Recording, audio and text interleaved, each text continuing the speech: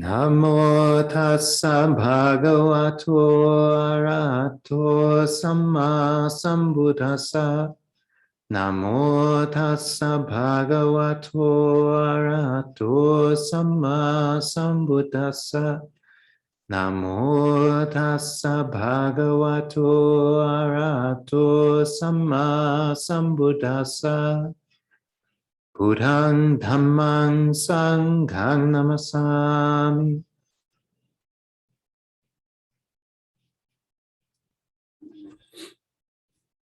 All right, friends, good evening. And this evening, I would like to offer a reflection for contemplation on the three fetters, which are the obstacles to enlightenment. And this will be a little informative. You may have heard about the three fetters before. They are part of a list called the 10 fetters. You might not even know what a fetter is. It's not a common word we use in everyday language. But whether it's a new concept or an old one, I've found it's been coming up a lot lately. The nature of these three obstacles, these three impediments to being on the path. And it's been something I've gotten a lot of joy out of reflecting on. So there is no point on the path where one doesn't get joy reflecting on freedom from the fetters and what that might look like. At the very least, this can be just confirming things you may have found in your own pursuit of the truth. So first off, what are the fetters? The fetters are a list of 10 bindings or cords or attachments that keeps the mind in samsara. So a fetter is like a rope or a chain. It's something that holds. And it's a very interesting use of the word when we think of what holds us in samsara. We would naturally suspect it would be something physical, something tangible. Maybe there's a little red cord in our energy body that's holding us down. Or maybe there's a particular mental state floating off there somewhere that if we could just get rid of it, we would be free. But the Buddha uses this idea of a fetter for something that's actually fairly intangible. The fetters are something that we are doing, but also something we are ignorant of. We don't know that we are doing it. And that, as the Buddha says, is the strongest kind of binding, is the binding of ignorance and desire, something that we create and we want to create in our lives, in our minds, part of our worldview. That is the real obstacle. That is the real danger. That is what keeps us in samsara. It is stuff that we do and stuff that we think. These are the bindings, stronger than any chain or rope or cord. And this list is a list of 10, but today we're only going to talk about the first three, because the first three are really quite important, essential, the gateway to enlightenment. When the Buddha teaches the 10 fetters, he always teaches them in the context of the stages of enlightenment. There's said to be 4 main stages. And in the first stage, the first 3 are dealt with. In the second stage, the next 2 are just kind of weakened. In the third stage, those 2 fall away completely. So you've gotten rid of 5 fetters. And the final stage, full enlightenment, all 10 fetters are dealt away with, and the mind is completely freed. So it all begins with 3 fetters.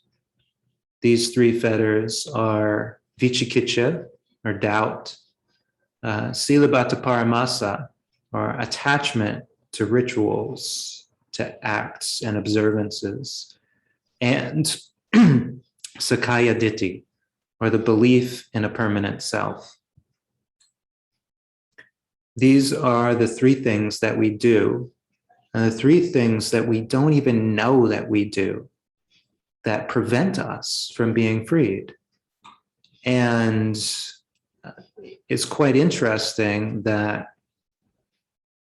we never accidentally cut these fetters. Nobody's ever accidentally become enlightened, because this is something that takes consideration. We have to point our mind in the direction of truth, and we have to resist the urge to give in to our desire for what seems to be quick solutions to philosophical dilemmas. And so it's only through the encouragement, through the Dhamma, through the practice, that we overcome these three things. And I'll talk about each one in a little bit of detail, and also the development, like how do we look at these things to break them? And it's the case that when we find out there is a possibility of enlightenment, we usually get really excited. Yeah, it's something to do. It's a nice project, and we all like nice projects.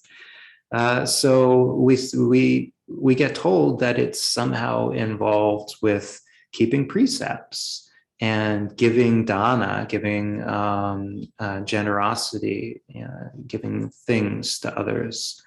And also the practice of meditation, especially in the West. Everybody's like, well, meditation has to be in there somewhere.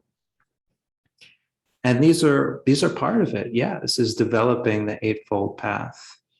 But in terms of cutting the fetters, it's towards a particular goal. Like we're developing the mind, we're developing the heart in order to strengthen it. To strengthen it so that it doesn't need these sort of fallbacks. And so it's not susceptible to these tendencies we have that are hidden. Well, you say hidden, but once you understand them, once you know they're there, they're totally out in the open, and they will never catch you again. Let's take the first one, for instance, vicikiccha, or doubt. So doubt, as a fetter, deals specifically with speculative doubt. It deals with speculative thoughts about the nature of the universe, the nature of the self, what happens after death. Do I exist? Do I not exist? The Buddha points to this and in a way says that these thoughts condition doubt, and doubt conditions these thoughts. It's this endless cycle. If we find ourselves contemplating, like, how did the universe begin? Is it infinite? Is it finite? Is it neither? Is it both? That whole line of thinking has to be based on an assumption. In one sutta that we reflect on a lot, the Kachana Gota Sutta, the Buddha is talking to a fellow named Kachana, and he's saying that the world is, for the most part, struck between dualities. Take, for instance, the duality of existence or non-existence. One who accurately sees the world arising and coming into being could not hold a view that the world does not exist. And one who accurately sees the world ceasing could not hold the view that the world exists. Both views can only be held in ignorance of the other side of the scenario. But when one seeks to overcome this duality, they have to walk a middle route by not attending to either extreme. They walk the middle route of just attending to what they can know, what can be observed, and what doesn't require a view. Views are something that, I mean, even though we have right view in the Eightfold Path, views are something that is very tricky. Very much we have to be wary of. any idea that we arrive at based on the nature of reality or what happens after death, we have to really investigate how did I come to this? Where did I get this idea? What am I basing this on? And if we find ourselves seeking an answer to these questions, what is the meaning of life? Why am I here? What is my purpose? What is my goal? Where have I come from? What was I like in the past? What will I be like in the future? This is the fetter that binds us, that confuses us, and that circles around. It's like drinking salt water. It only makes you thirstier. The more you think these thoughts, the more you think these thoughts are valid.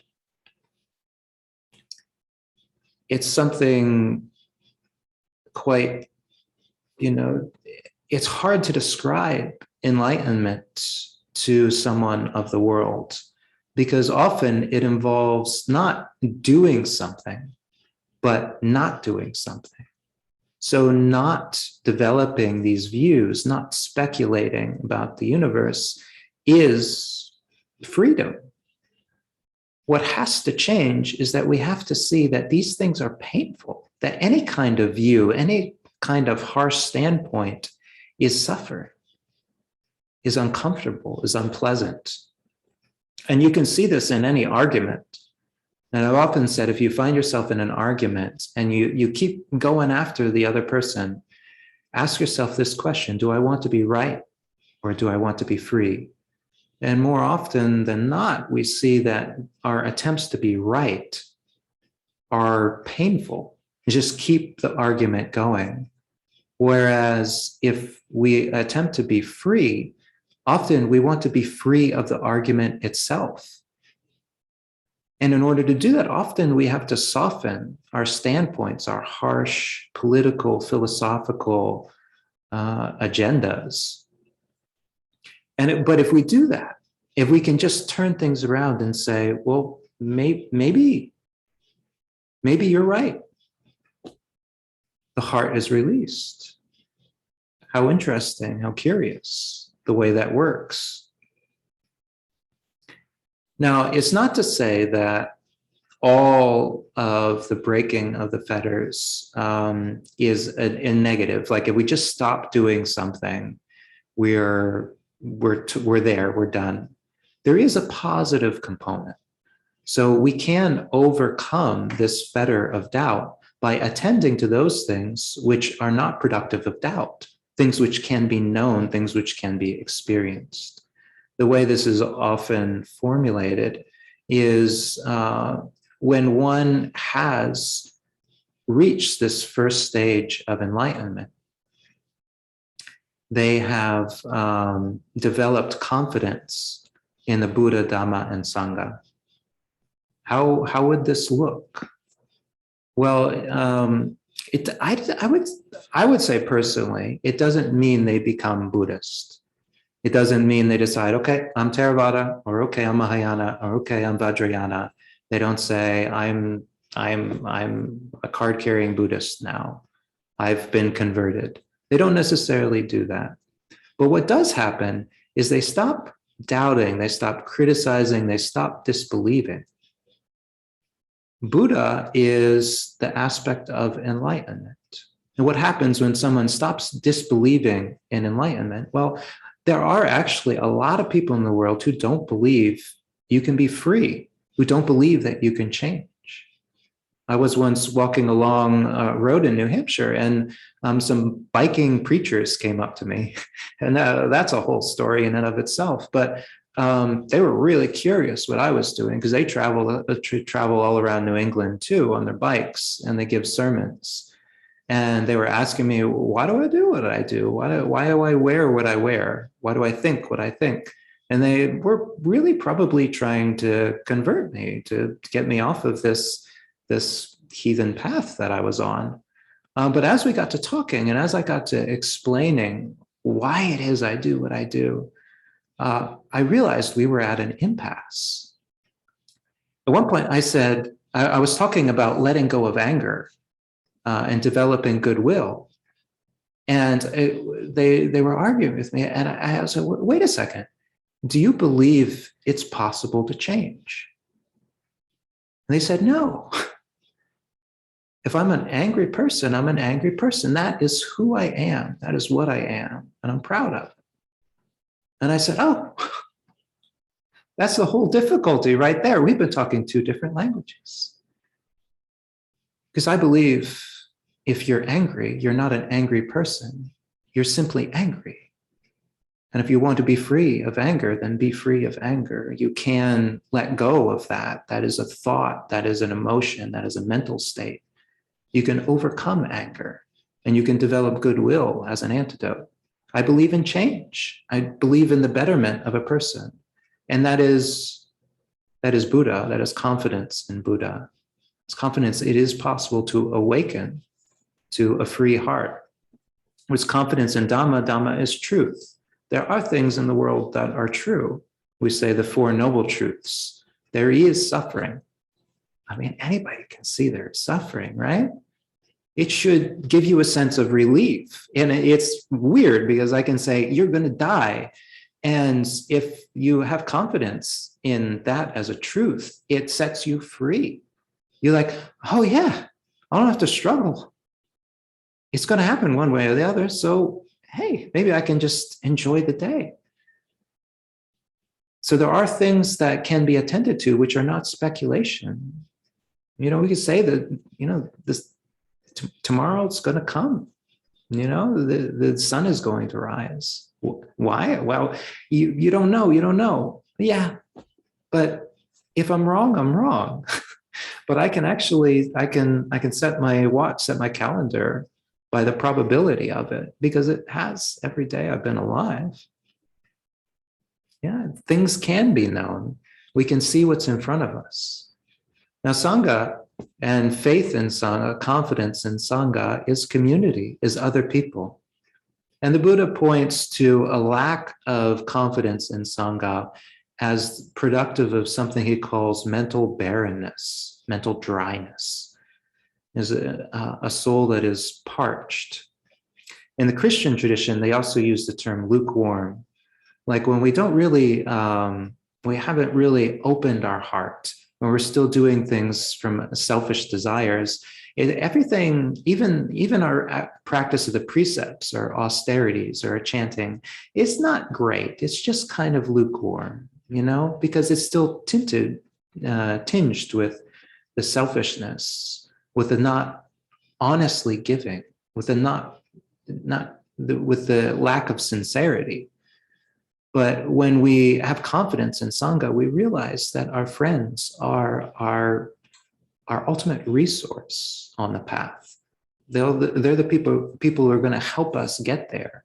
They're going to teach us. They're going to guide us. They're going to support us and shape us. They're even going to be encouraged by us in this wonderful cycle. So that is something we can look at, we can attend to. There's a negative and there's a positive. We have to stop the taking standpoints, stop the forming of views, stop the speculating about things that cannot be known. It's painful. See it as painful. The beginning of the Sutta Nipata, beloved collection of Buddhist discourses, one of the oldest sets of discourses, like in terms of not being polished, but having immediately gone into circulation. It starts with the chapter of the snake. The chapter of the snake is really all about views, and it talks about avoiding views like you would a snake in your path. Don't form them. Don't delight in them. Don't hold to them. Be able to say, who can say what you're going to do? Who knows? This is actually a form of freedom. Yeah. And in terms of confidence, we can attend to Buddha, Dhamma, and Sangha. And at that point where we stop incessantly questioning our teacher, when we stop doubting what we're reading in the suttas, when we stop, vacillating and moving from one group to the next because we just can't put up with these people, when we really open up when we've given enough time and energy to it, this fetter is cut because we have stopped. We've stopped doing that thing which is sticking us here in samsara. The second fetter is silabata paramasa, or attachment to rituals, attachment to observances and acts. Specifically, it's attachment to acts with the belief that they are what will free us from suffering. The Buddha in the Majjhima Nikaya, the second sutta, is the simile of the cloth. And I probably got that right. It's probably the seventh one. And towards the end, the Buddha uses a reference to practicing the Dhamma as a form of ritual bathing. It is the true bathing, that which truly purifies the heart. And there was somebody in the group that was listening to him who every morning would go and dip in the Ganges with the belief that it was washing off his sins. It's a pure river. It comes out of the Himalayas, and it has that power, they believed. Well, the Buddha was saying, no. If it was true that, the Ganges could purify you of all your wrongdoing, then the moment you got back out, you should have nothing bad should ever happen to you again, because that's how karma works, right? But in fact, all it did was make you wet. It is you yourself and your actions of body, speech, and mind that will purify your karma. The belief in actions as a form of setting us free or purifying us is so pervasive. It's impossible to describe it all. But just look at a diet magazine, and you will see people trying to do what the Buddha himself tried to do when he began his path to enlightenment. And that's to be free of suffering through changing the way you eat. And it doesn't work. The Buddha categorically, dissected that belief and found that it didn't work. Like he could eat nothing, or he could eat like a prince. And either way, he still suffered. The suffering was inside him. It was in his heart. But there are so many things we do, so many false refuges we go to try to set up a freedom, a happiness. But it doesn't work, because we don't, just going somewhere doesn't make us free of anger.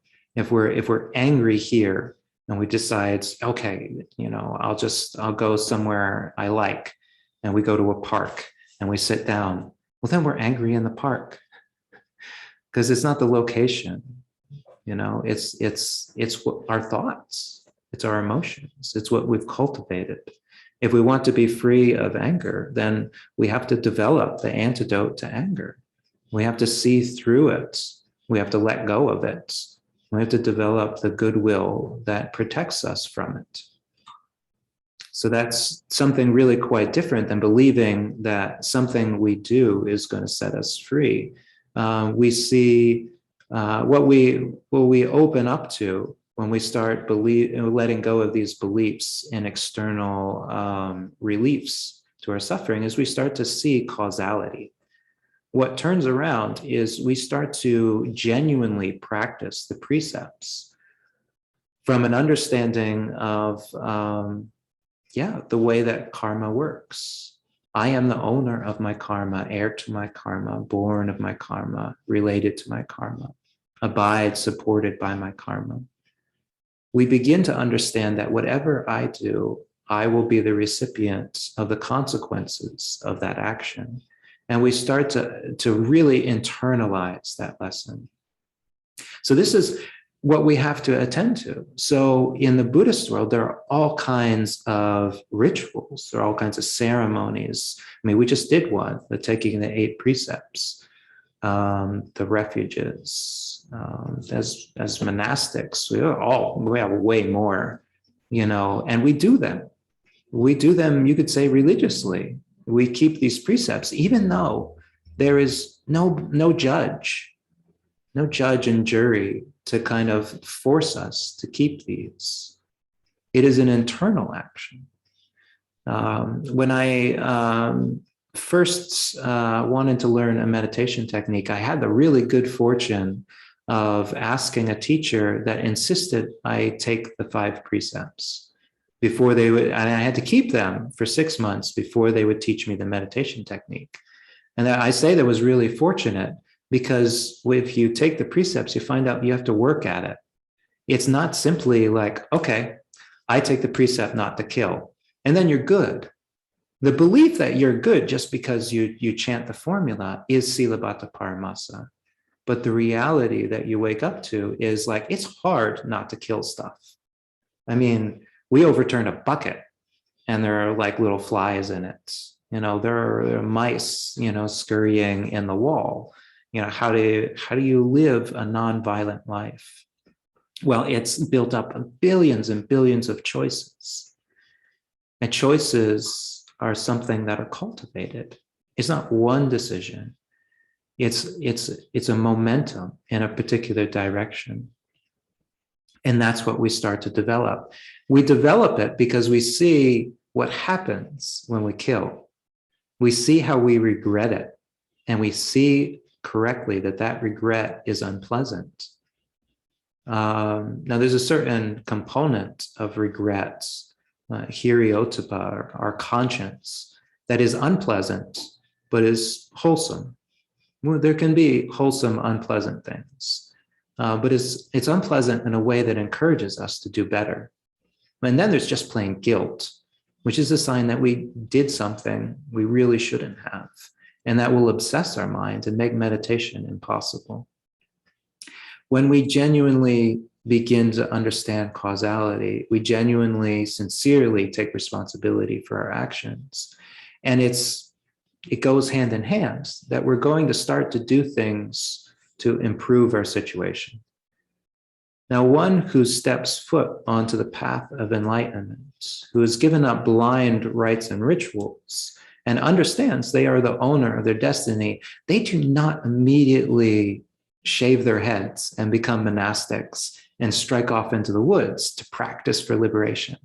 In fact, the vast majority of them throughout the Buddha's dispensation, 2,500 years, have just gone right back to their lives. They were like, they get it. And then they have a good day. And then they have another good day and another good day. The Buddha said they have let go of the greatest mass of suffering. Were they to live 7 lifetimes getting stabbed day and night with spears, still, it would be a good deal. Because at the end of that 7th lifetime, they would be free. Because ignorance is the primary condition. It's that these fetters are the beginning of our problem. If we just get rid of the ignorance, we get rid of the fetter, then naturally we're going to open up, our suffering is going to unravel.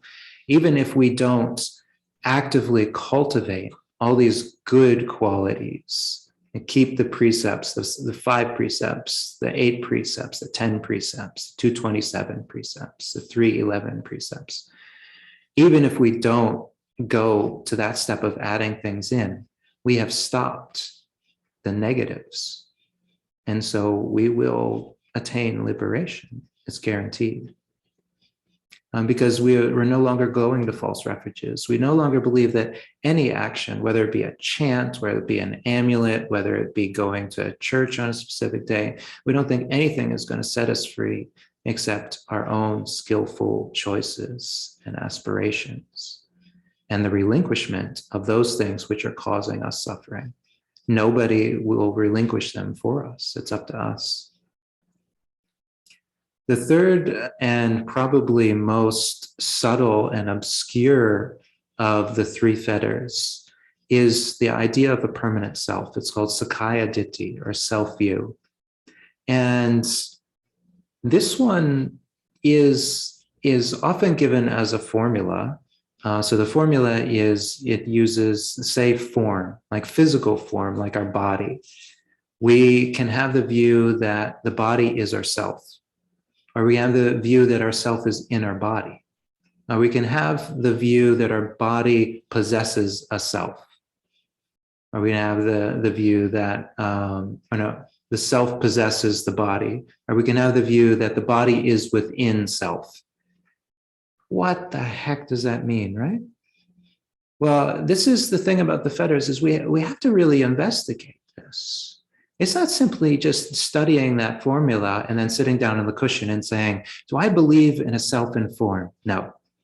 Do I believe a self is form? No.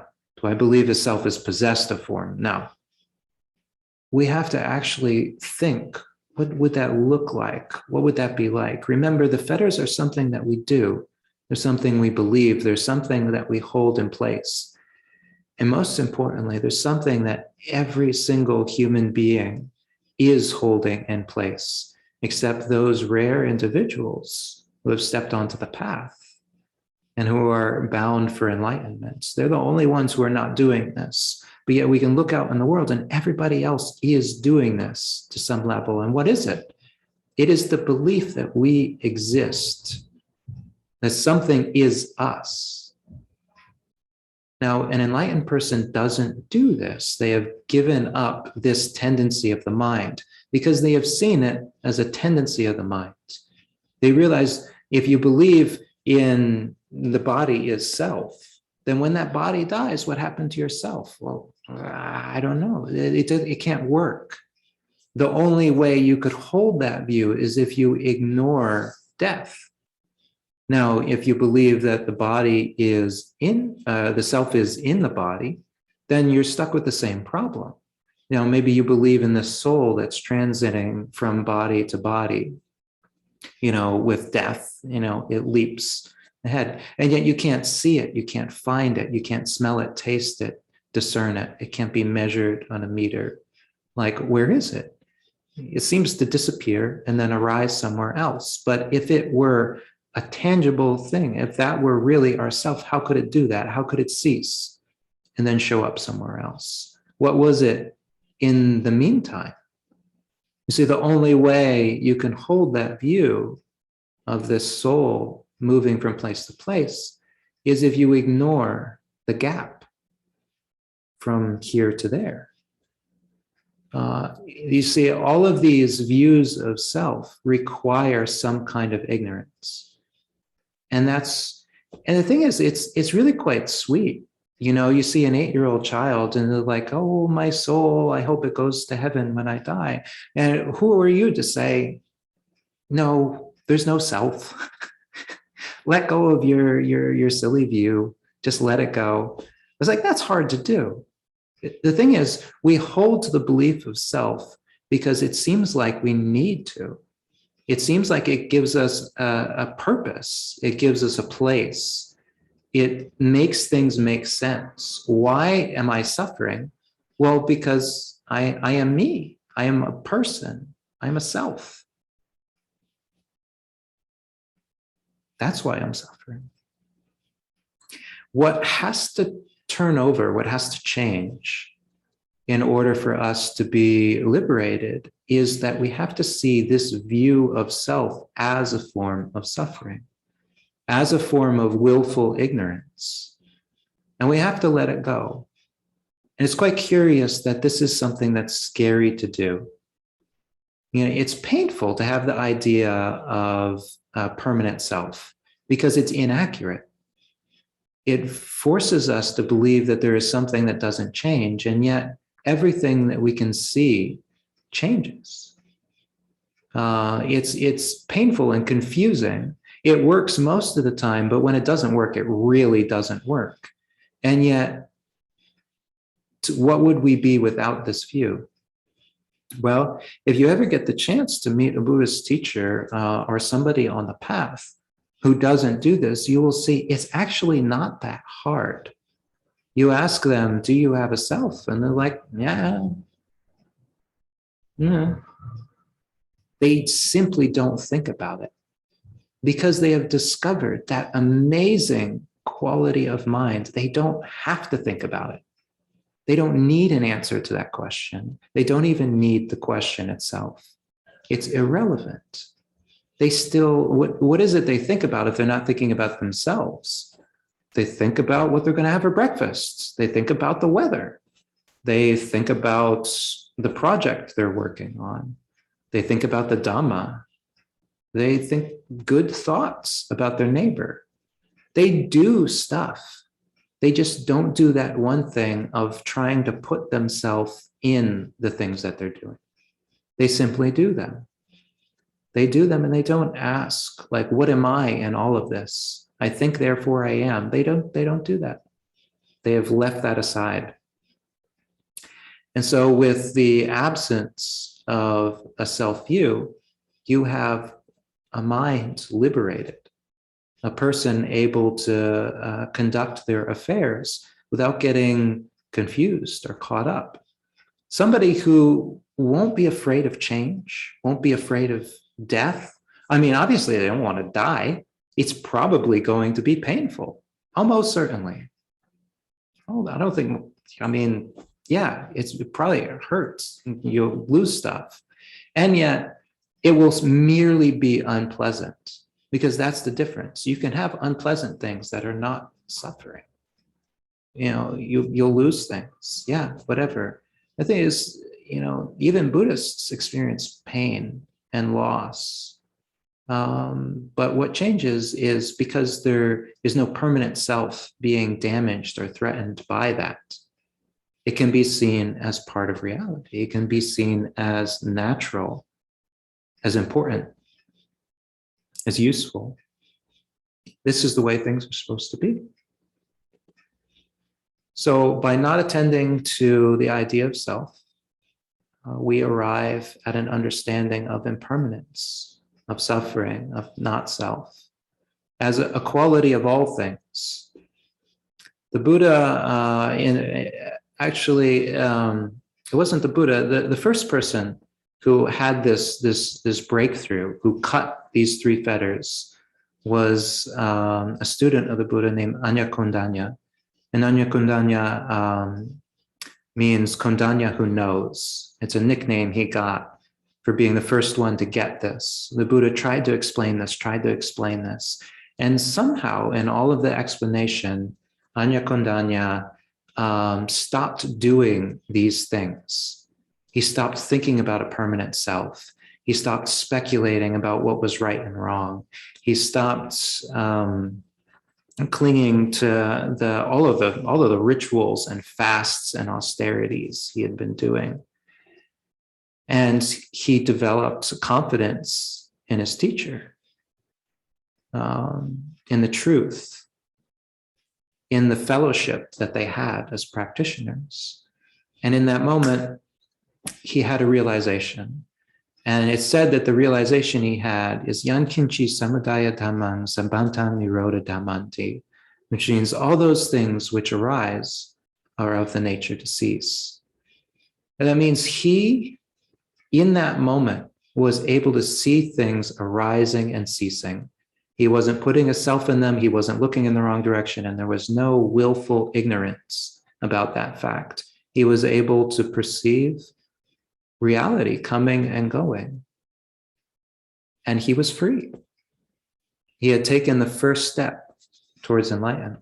And that is the breaking of these fetters. And it is a point of no going back. Because if you really saw these three things as suffering, you wouldn't want them.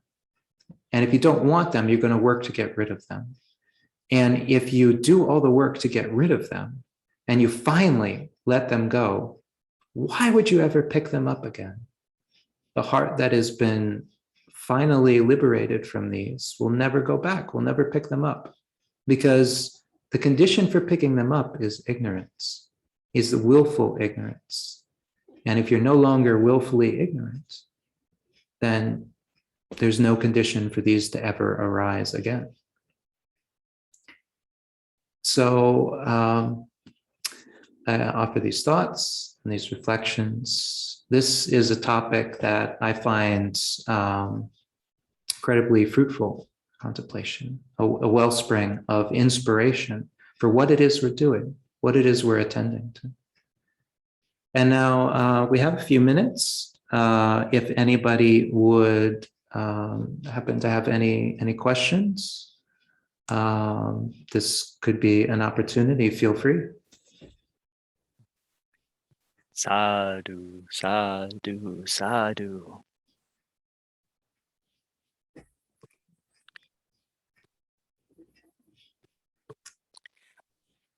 I suppose I have a question.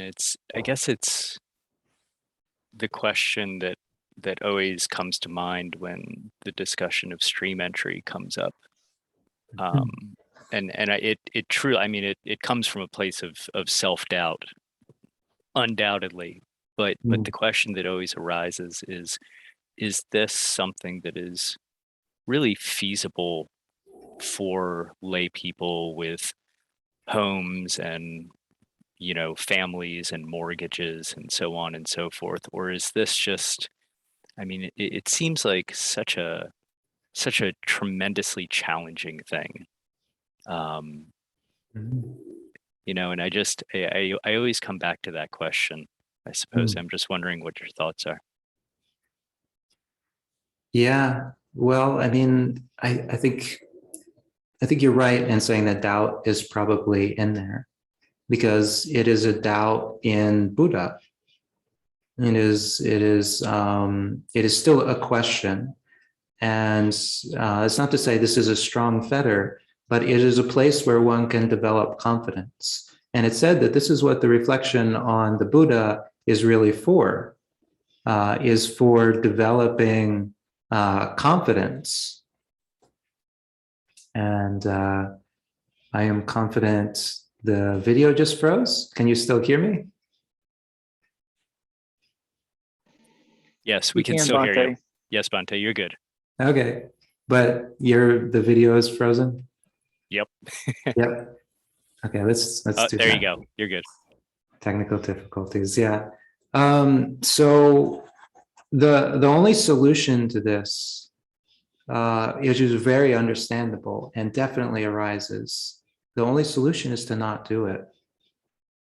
And that might sound like trite, but that's the only solution there can be for doubt.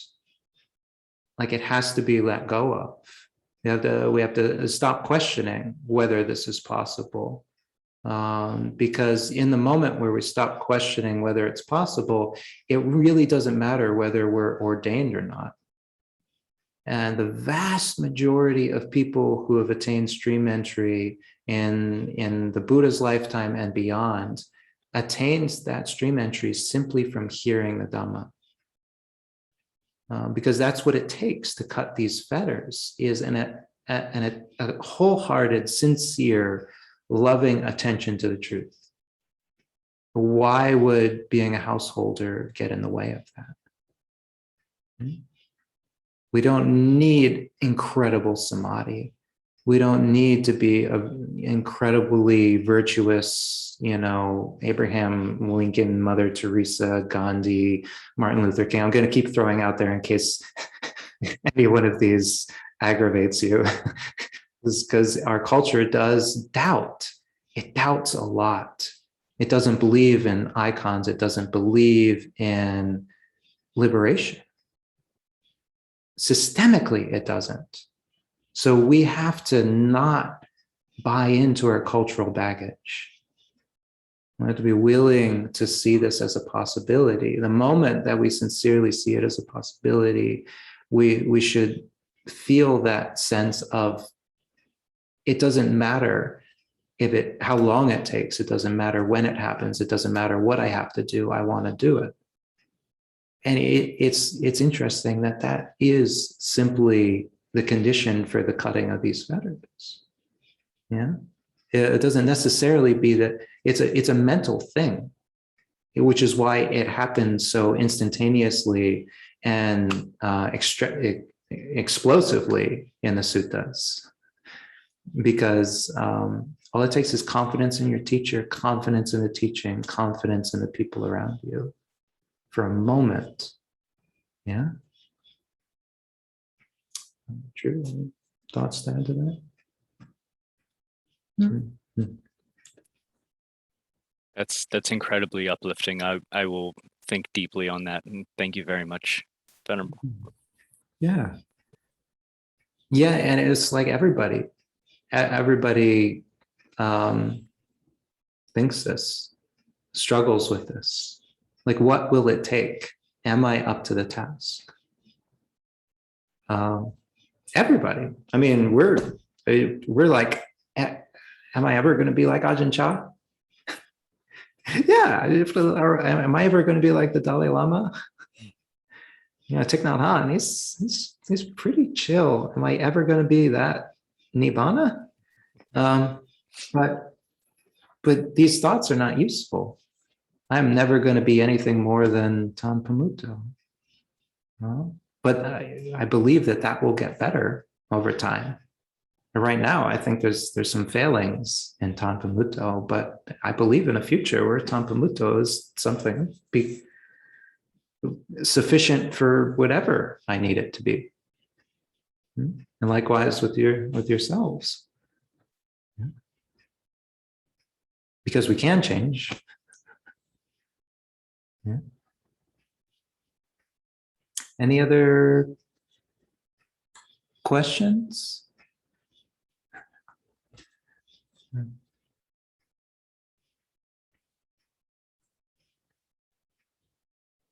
I'll give it 10 more seconds.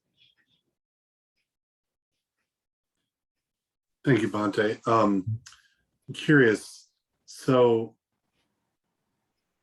if like an absence of views or views are the problem or the fetter, whatever,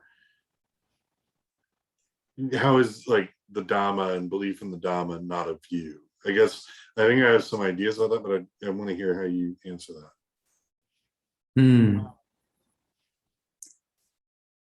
What's not a belief?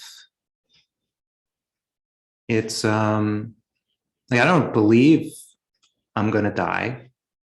I know I'm going to die.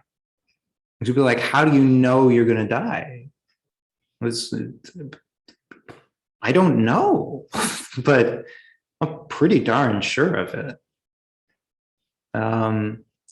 So this is the thing where views have something about them that can't be confirmed, that can't be verified, where you are believing something as opposed to having confidence in something. Yeah. Speculative, yeah. There's something about it where you're just thinking into the ether. So in terms of the Dhamma, something interesting you see that happens not immediately, but as one begins to practice more and more, is that they become more and more open-minded about other traditions. We start and we tend to be quite narrow. We're like, this works for me, the other stuff, I don't know about it.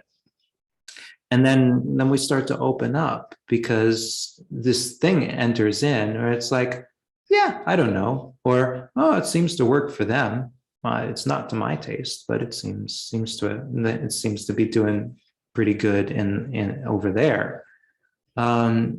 And so belief in the Dhamma is not based on, we're not believing it works. Like, we see that it works. And the more that we see that it works, somebody could tell us that it doesn't work. And we could be like, okay, if it doesn't work, I'm still going to do it.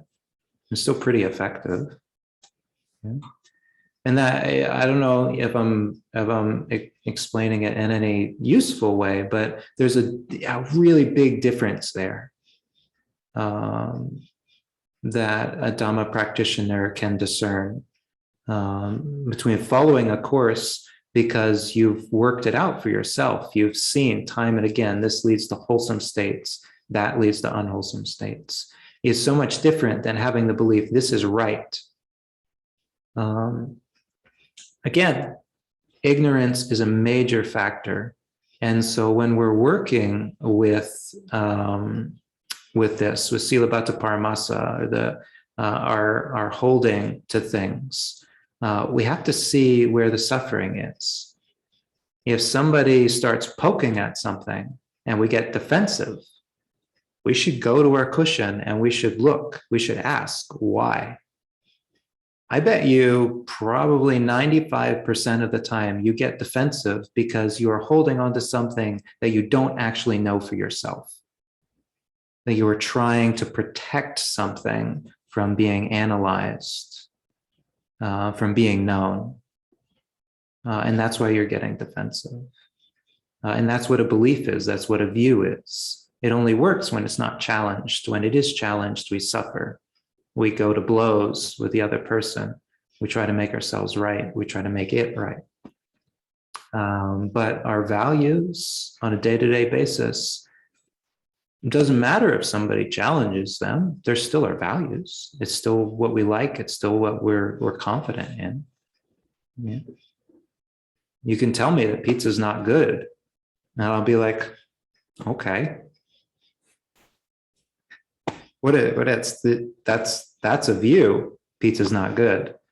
My value says it tastes good to me every time I've tried it. So what does your view matter in the end? Yeah.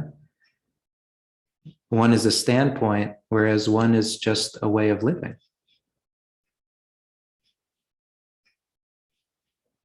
The question is, if you truly knew, why would you feel the need to defend it? Yeah. And that's the thing. Like, can you imagine if there was nothing in your life that you felt a need to defend?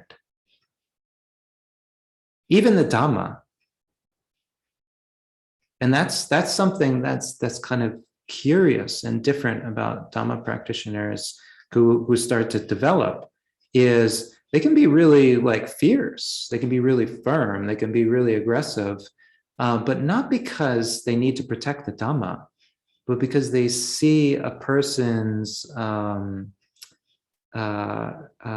doubts and verbal abuse of the Buddha, Dhamma, Sangha as bad karma.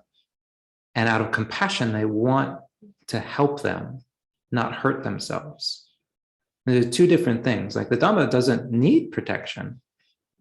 If it's good Dhamma, it's already true.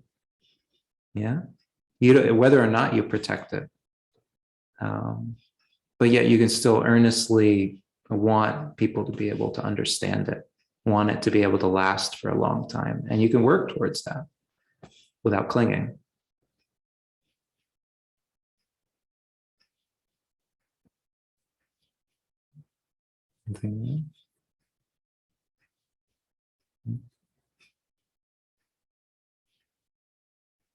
Okay. All right, friends. So